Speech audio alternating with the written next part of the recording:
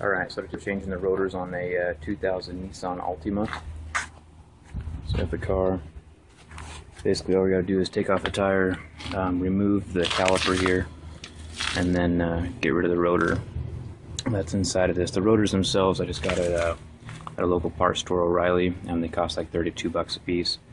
Not too big of a deal. A mechanic would normally charge about 160 to 180 bucks to do this, so you're saving, you know, about 100 bucks doing it yourself.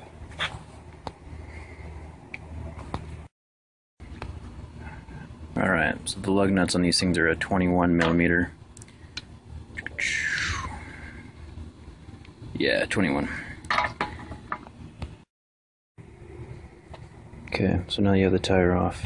The next thing you gotta do is take off these two bolts right here. One is right there.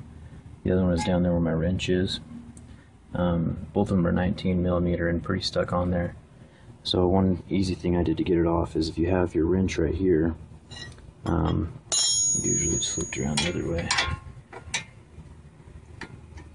If you have your wrench like that, and you take another wrench and you put it inside the little slot like that, then you have an extra long wrench and you get more leverage on the whole thing. So as I push down on that one, it's connected to the first one, and that gives you like an extra foot of leverage. Anyway, so that helps you out if you don't have power tools or something. Okay, so to remove the caliper, once you got those two bolts out, you get the actual caliper off of the car. Make sure you support it on something. I just have an extra jack stand because you don't want to put any weight on that cable right there. To change the brake pads, all you got to do is take out these pads right here. These are the brake pads. These ones look like they have a lot of life left in them still on both sides, you can see. So I'm going to go ahead and leave these in there.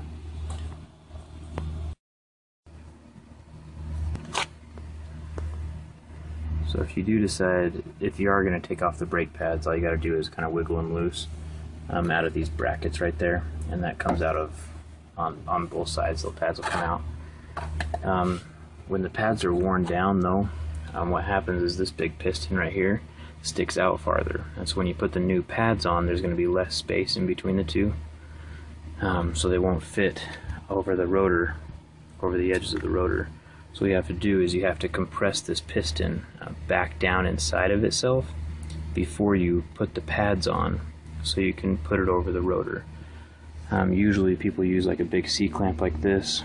Just put one side on the piston right here and then the other side on the edge of this, and just kind of keep on twisting it down until the piston compresses itself enough.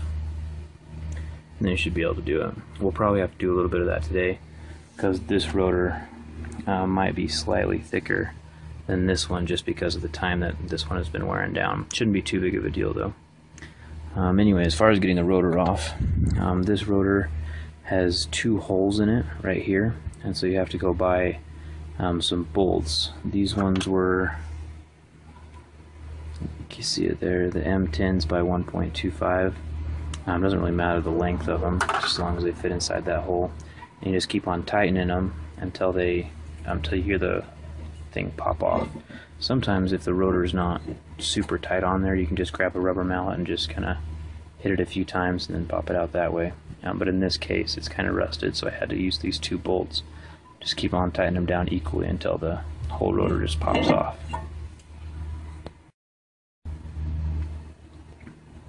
Alright, just getting a shot of what it looks like beforehand. Then all you got to do is just line up the big holes with the holes on the bolts and you're good.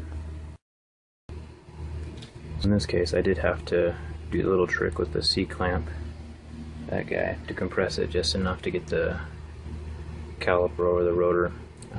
Try not to touch that part of the rotor right there, just because of that oil from your fingers will mess with the brake pads. And try not to touch the brake pads either, themselves, like the actual pad part. Anyway, so I got the caliper lined up with the two bolts in the back, just tightening those down again. The rotor itself will have a little bit of play in it, just because you haven't tightened down the tire yet. The tire is what holds it all in place. Alright, and that's it. Got the new rotors installed there, and it's the same on both sides. Both the parts and the process is the exact same. Anyway, if you did have to compress your caliper with the brake pads on it, make sure before you take off, before you start driving, you pump the brake pedal a few times to get those back pressed up against the rotor so it's not, so you'll be ready when you actually start moving. Anyway, I do put up videos, you know, every week, so if you like what you see, if you want to see more, make sure you like if this helped you and subscribe. Anyway, thanks.